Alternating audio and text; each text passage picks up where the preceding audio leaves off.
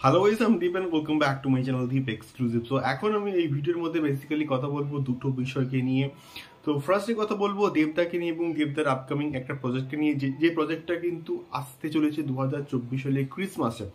So আমরা কিন্তু মোটামুটি 1 জানুয়ারিতে এটা কনফার্ম জানতে পেরে গেছিলাম যে সব কিছু ঠিকঠাক থাকলে হয়তো এই যে কম্বিনেশনস দেব, বেঙ্গল টকিজ এবং অভিজিৎ সেন আবার কিন্তু কামব্যাক করবে 2024-এর ক্রিসমাসে, এবং তাদের যে এই সাকসেস জার্নিটা প্রধান বলি, প্রজাপতি বলি, টনিক বলি, এটা আবার কিন্তু সম্ভবত কন্টিনিউ হবে। তার কারণটা হচ্ছে এবারে কিন্তু আরও একটা বিরাট বড় কিন্তু প্ল্যানিং করা হচ্ছে, তো সেটা সম্ভবত কিন্তু হতে পারে মিঠুন চক্রবর্তীর সঙ্গে দেবদার আবার একবার কিন্তু কম্বিনেশন আমরা কিন্তু দেখতে পেতে চলেছি, এমনটাই কিন্তু আপডেট সোশ্যাল মিডিয়াতে কিন্তু ঘোরাফেরা করছে। আমি আবার বলছি, সোশ্যাল মিডিয়াতে কিন্তু মোটামুটি এইরকম একটা আপডেট কিন্তু ঘোরাফেরা করছে। এবার অফিসিয়াল আপডেট কিন্তু এখনো অবধি আসেনি, বাট অফিসিয়াল আপডেটের অপেক্ষায় কিন্তু আমরা আছি। এবং দেবদার টেক্কার আপডেট কিন্তু মোটামুটি আমাদেরকে দিয়ে দিয়েছে, এবং খাদানেরও কিন্তু আপডেট আস্তে আস্তে আসছে, এবং শুধুমাত্র বাকি আছে এখন অবধি কিন্তু এই প্রজেক্টের আপডেট আসার। বাট এই প্রজেক্টটা কিন্তু সম্ভবত হতে পারে দেব এবং মিঠুন চক্রবর্তী একসঙ্গে কিন্তু সম্ভবত কামব্যাক করতে পারে আবার প্রজাপতির পর। এবং অভিজিৎ সেনের যে স্টোরি টেলিং, এটা কিন্তু প্রচণ্ড ভালো, এবং আমরা কিন্তু দেখেছি আমাদের প্রধানের ক্ষেত্রে যেভাবে তিনি গল্পটাকে বলেছেন, সেটা সত্যি বলতে খুবই প্রশংসাযোগ্য, এবং মানুষ কিন্তু ওটাকে অ্যাকসেপ্ট কিন্তু করেছে, এবং প্রধান রীতিমতো কিন্তু সাকসেসফুল হয়েছে বক্স অফিস, এবং এখনও বেশ ভালো রকমের কিন্তু ব্যবসা বক্স অফিসে করে যাচ্ছে। এবারে দেখা যাক এই গল্পটা কীরকম হয়, এবং তিনি কিন্তু বলেছেন যে আরও অনেক ভালো গল্প কিন্তু বলা রয়েছে। দেখা যাক এই প্রজেক্টটা অ্যাকচুয়ালি কেমন হয়। আশা করছি প্রধান, প্রজাপতি এবং টনিক এর মতনই বক্স অফিসে সাকসেসফুল হবে, এবং প্রচণ্ড কিন্তু পপুলার হবে, এবং ফ্যামিলি অডিয়েন্সরা এটাকে জাস্ট অ্যাকসেপ্ট করবে।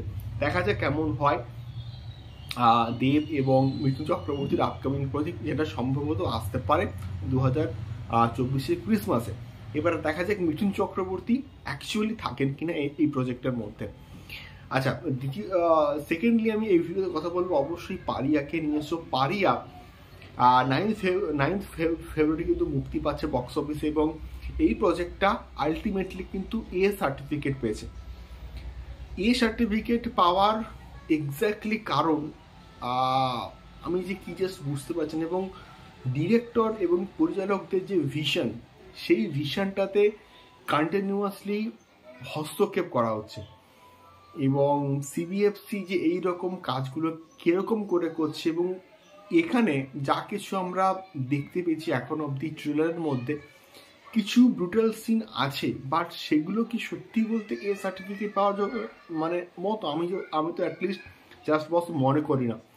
এর থেকেও বহু খারাপ খারাপ যে প্রজেক্টগুলো আছে, যেগুলো এ সার্টিফিকেট না পেয়ে কিন্তু জাস্ট মুক্তি হয়ে গেছে বলিউডের ক্ষেত্রে। তো সেগুলোকে প্রতিবাদ না করে এইরকম একটা ইনোভেটিভ, এরকম একটা ক্রিয়েটিভ প্রজেক্টকে এ সার্টিফিকেট দেওয়াটা কি কতটা যুক্তিযুক্ত, এটা আমি তো জাস্ট অ্যাটলিস্ট বুঝতে পারি না। এবং এটা এ সার্টিফিকেট পেয়েছে, এটার 18+ অডিয়েন্স এটাকে দেখতে পারবে। এবারে দেখা যাক এটার বক্স অফিসে কতটা চলবে। তার কারণটা হচ্ছে এই সময় প্রচুর ইয়াং অডিয়েন্স কিন্তু সিনেমা হলমুখী হয়েছে, এবং যখন এরকম ক্রিয়েটিভ এবং ইনোভেটিভ কাজ আসে না, তখন কিন্তু ইয়াং অডিয়েন্সরা কিন্তু প্রচুর সাপোর্ট করে, এবং তারা কিন্তু এসে দেখে।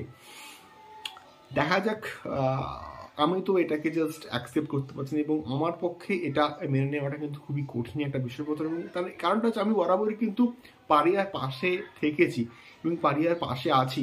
এই প্রজেক্টটা এমন একটা ক্রিয়েটিভ প্রজেক্ট, এবং এই যে পোস্টার ডিজাইনিংগুলো এতটা ভালো হয়েছে, আমি কি বলবো, অডিয়েন্স বলছে।